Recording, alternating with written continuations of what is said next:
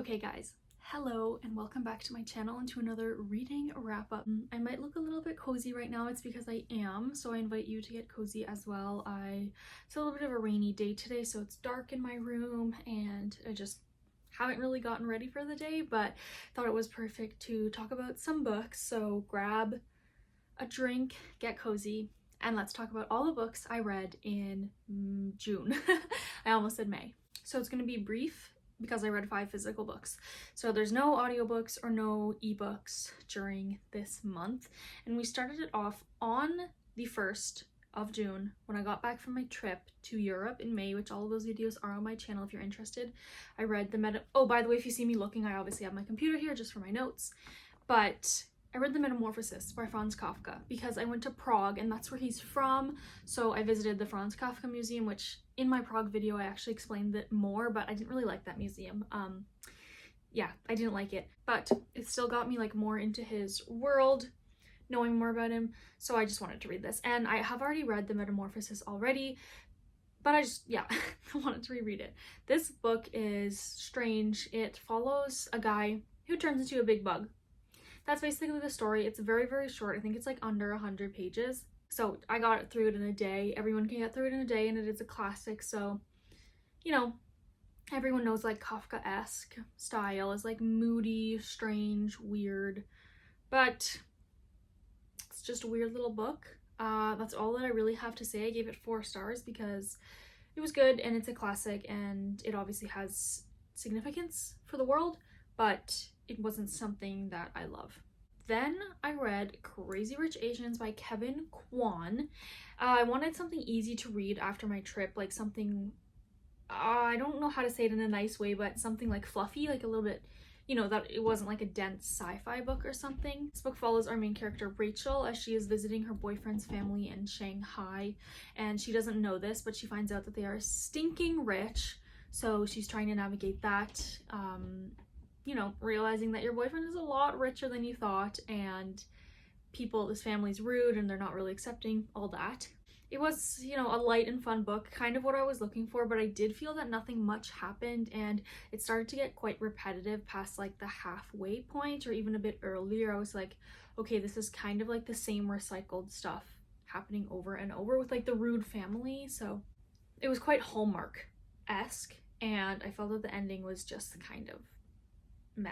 There were so many descriptions of food that sounded so good, and it kind of made me hungry as I was reading it because I was like, I need to be eating this food right now. But then there was also a lot of descriptions of clothes and jewelry, like really expensive clothes, really expensive jewelry, that I was just like kind of starting to feel like I don't need to hear all this. Like, can we have some plot instead of just descriptions of stuff? But I did end up giving it 3 stars because it was a light and fluffy read. But yeah, not a favorite of mine. Okay, now we're getting good. Those 2 were kind of just meh, but I read Rejection Proof, and the subline is How I Beat Fear and Became Invincible Through 100 Days of Rejection. And this is by Jia Jiang. I'm sorry if I'm pronouncing that wrong. This is basically exactly what the byline says, where it's a man and he challenges himself to get over his fear of strangers and his fear of rejection by asking random people strange things in public, like stuff that he assumes that they would say no to. But through this challenge, he actually becomes surprised that a lot of people say yes, and a lot of people are a lot kinder, and, you know, kind of the world isn't as scary as you make it out to be, and that just get out there, try new things. He learns a lot in his journey, and I was really inspired to also try new things and try just talking to people, you know, like for example, I would always see someone who's wearing a really cute outfit and I would think in my head, wow, that's a really cute outfit. But I never say it. Like, I should just say, oh my gosh, I love your outfit, so cute. That's it. I'm not trying to make friends with them, you know, just trying to talk to people in a casual way more often, which is something that I struggle with, or, you know, asking strangers questions, commenting on stuff like that. So this was inspiring to me, and I highly recommend it if anyone else is kind of the same thing that I have, like if you have some social anxiety or like fears of strangers, which sounds weird to say, but it is such a thing that we have, especially in this digital age where you don't have to talk to people as much anymore. So, you know, he even gets to meet Obama through his journey as he becomes more popular through his blog. So that was really cool. So I don't know if you can tell by the way I'm talking about it, but that was a 5-star for me. I really liked that, and I read it in like 1 or 2 days. It was so good and entertaining and a little bit funny as well. The next we had another memoir, so that one was obviously a memoir, but the next one was Touch the Top of the World, A Blind Man's Journey to Climb Farther Than the Eye Can See by Eric Wehenmayer. Again, sorry if I'm pronouncing that wrong. And like I said, a very inspiring memoir, just like the previous one. This follows Eric, the author, as he was able to see as a young boy, but as he got older, his eyesight started getting worse and worse, and he needed big glasses, and then he needed a magnifying glass to be able to see.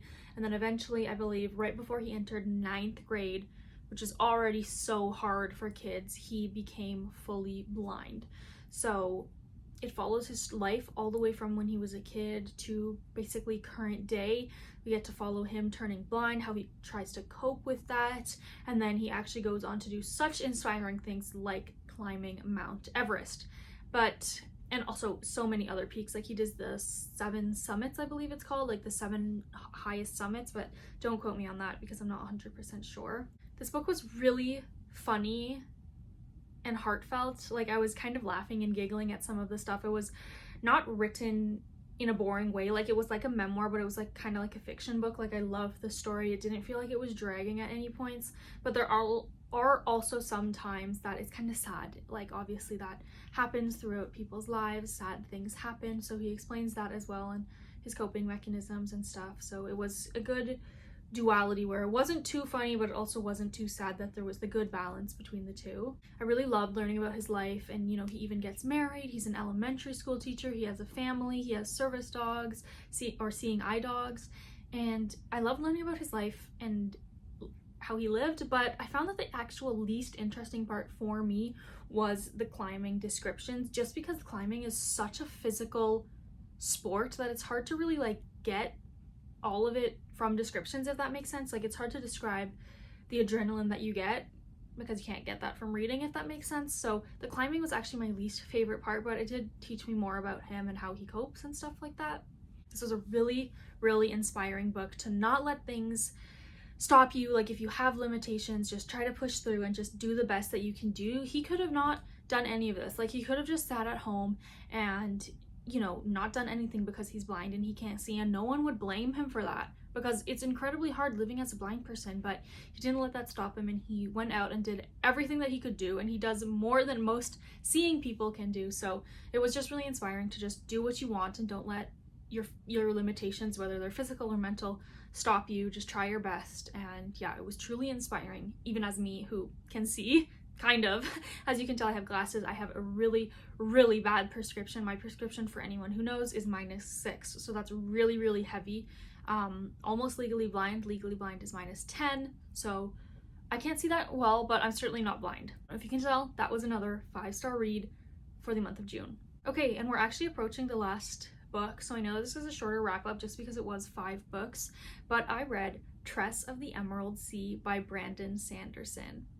And this is definitely my favorite book of the month, and maybe will go into my favorite books of the year because this was so good. It's part of Brandon Sanderson's secret projects that he released during like the COVID pandemic. I believe it was 4 or 5 books that he released that, you know, were different from what the other things that he was writing. And he actually did a Kickstarter campaign, which was the largest ever Kickstarter campaign, I believe. So that's insane. Like it was raised the most money in the shortest amount of time or something. I'm not sure. But I loved reading Fable by Adrienne Young. That's one of my favorite books. I recommend it to almost everyone who I meet, who I know is a reader. It is like a pirate book. Anyways, it's so good, but I'm not here to talk about that. But just to say that I have been chasing a book similar to Fable ever since I've read it, like a pirate adventure book, but like not like in the way that Pirates of the Caribbean is, if I can say that. Like, I don't know, like that kind of gives a different vibe.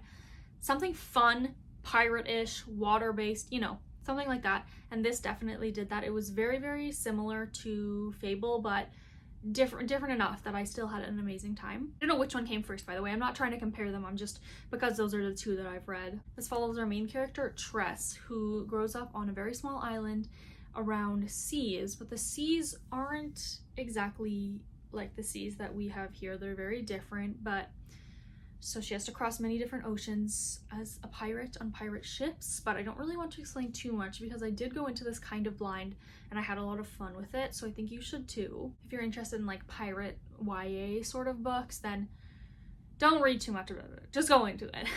I love the way this was written. It was like kind of like in a journal style, but it was so funny. Like I was actually like giggling at times while I was reading it because it was just so silly and fun. It's very different from Brandon Sanderson's other books.